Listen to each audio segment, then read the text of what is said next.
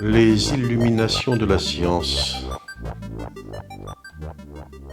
Dans certaines îles du Pacifique et dans d'autres civilisations tribales en Afrique ou chez les héritiers des peuples précolombiens, le père n'existe pas tel que nous le connaissons.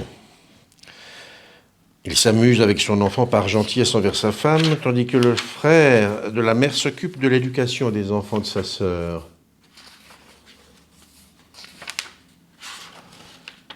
Les Na, en Chine, présentent une variante de cette situation.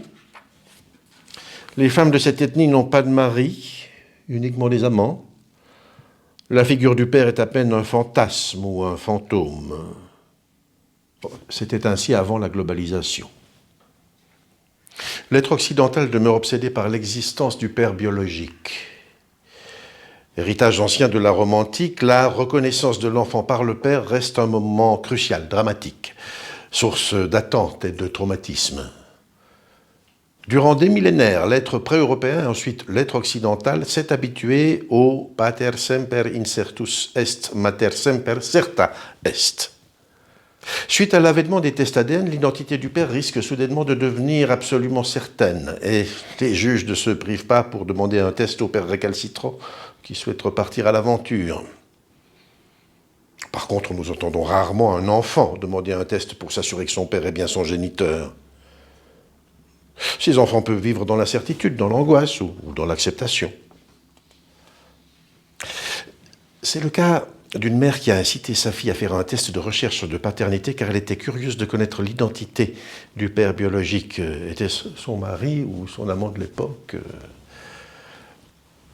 La mère a suggéré à sa fille de faire le test en vain, car sa fille aimait le père qu'il avait reconnu légalement et toujours élevé. Une autre situation présente un père qui demande un test ADN à sa fille, probablement dans l'espoir d'échapper à l'obligation de payer la pension alimentaire. Sa fille refuse, et de toute façon, il trouve une autre astuce pour se soustraire à sa dette.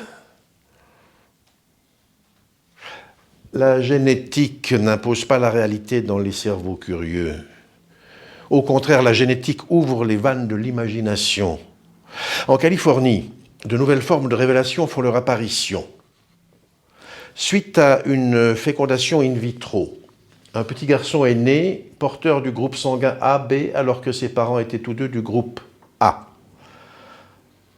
Ça aurait été un motif de tragédie pour un esprit de l'Antiquité. Au lieu de consulter les oracles, les esprits urbains du XXIe siècle cherchent l'avis d'un généticien qui, après consultation de ces boules technologiques de cristal, profère « Le père de l'enfant n'est pas tout à fait son père biologique, mais son oncle biologique. » Il livre son hypothèse explicative qui indique un cas de chimère.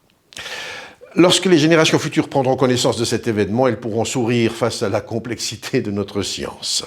Alors, notre chaman généticien nous dit qu'il s'agit d'une mutation génétique qui donne au papa 2 ADN distincts.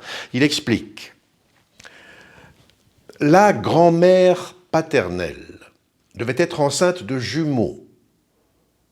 Le papa avait un faux jumeau en tant que colocataire de l'utérus de sa génitrice, un jumeau porteur du rhésus sanguin B. Le faux jumeau est décédé, mais ses cellules ont été absorbées par le futur papa et assimilées par l'organisme chimérique porteur d'un double génome. Le père biologique n'est pas le père génétique car son sperme portait les gènes de son frère devenu fantôme. Une ombre, ou mieux, une hypothèse explicative. Le père légal, social et affectif serait donc l'oncle, tandis que le père génétique ne vit plus. Le père social est 2 en 1. Il est lui-même et son frère. Ainsi, la science apaise les esprits et renforce l'obsession occidentale de supprimer le pater semper incertus est. Une histoire très savante pour dire que le type n'a pas été blousé.